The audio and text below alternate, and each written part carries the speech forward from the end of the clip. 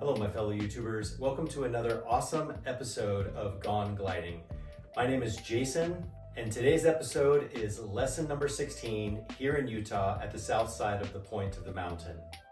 Today was November 1st, 2025 and it was the last day of daylight savings time. The sun was about to rise at almost 8 a.m. Things were a little bit chilly and they're getting colder of course because winter's on the way. The morning started out in the low 30s and the lesson finished in the low 40s. So I'm really trying to figure out how to appropriately dress for the colder weather. Before driving up to my lesson, I checked out the Cloudbase app as well as my iPhone weather app to kind of get a picture of the temperatures, the sunrise time, the winds, and things like that. So between 6 and 7 a.m. the winds were blowing around 12 to 14 miles per hour, and the forecast was showing that the winds were going to be 10 to 13 miles an hour at the training hill at the south side of the point of the mountain today. In today's lesson, my very first flight is off the top, and then I get 3 more lessons down below. We have another student who hasn't been off the top yet, so that makes things a little bit hard for one instructor to run from the top to the bottom all the time. It's pretty much virtually impossible. So myself and another student who were launching off the top, we went down to the training hill and we practiced our landings, working on our landings and things like that. How real men get their workouts done. And one of the things you'll see is, I think it's after my last flight, it's about 7.5 minutes into the video, you'll see that my instructor has me do a big flare after I've already landed, and the glider almost gets away behind me and pulls me back. A little bit interesting of a situation. So check that out. That goes back to look at lesson 15 when I talk about you don't really always need a flare. But of course that always depends on the type of glider you're flying, the size of your landing zone, how much wind you're landing into. There's a lot of things that go to that. Anyway, it was a great lesson. It's another day closer to getting my H2 and another day getting closer to my own glider as well. I hope you enjoy this one. Please leave a like, a comment, subscribe, and let's get on with this video. Come fly with me. That is a tandem Falcon 4. John Lindbergh. Launching!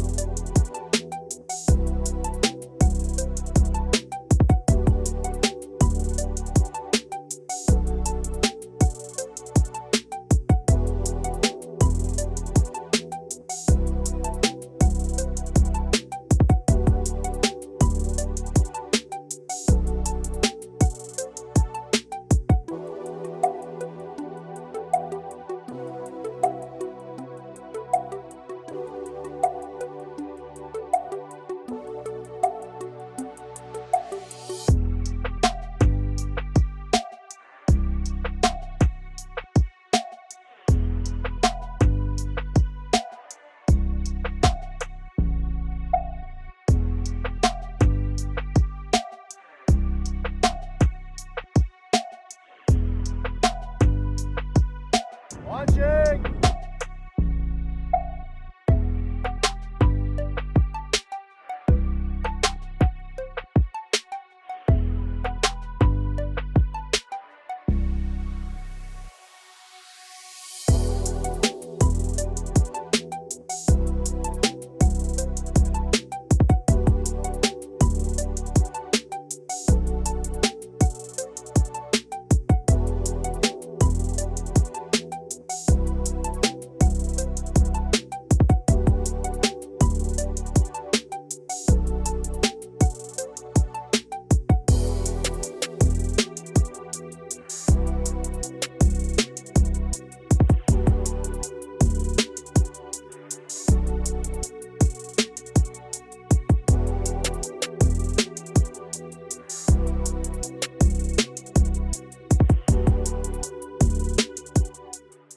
Awesome. That worked. Very aware through that whole landing. So yeah, what I think's happening, it's good technique. You're locking yourself up right, getting ready to get your feet down. I think when you're doing that, you're putting a little weight on your right hand. You can put a little weight on your hands as you do that. You just want to make sure it's even. But yeah, you notice that's kind of at that moment we started that right drift. From that position, we're still looking for that feedback that we're getting the weight shift in. You might be able to see it on the video.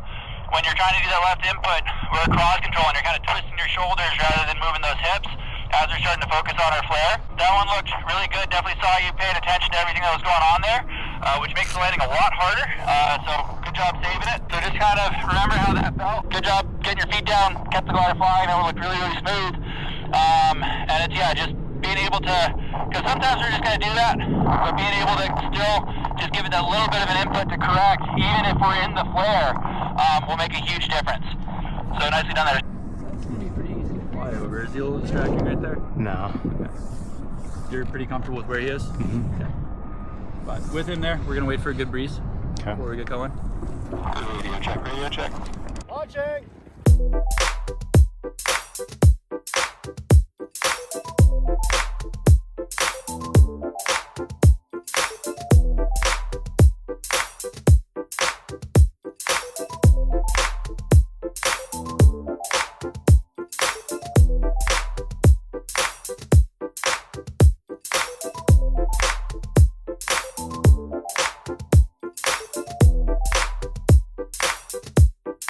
Launching!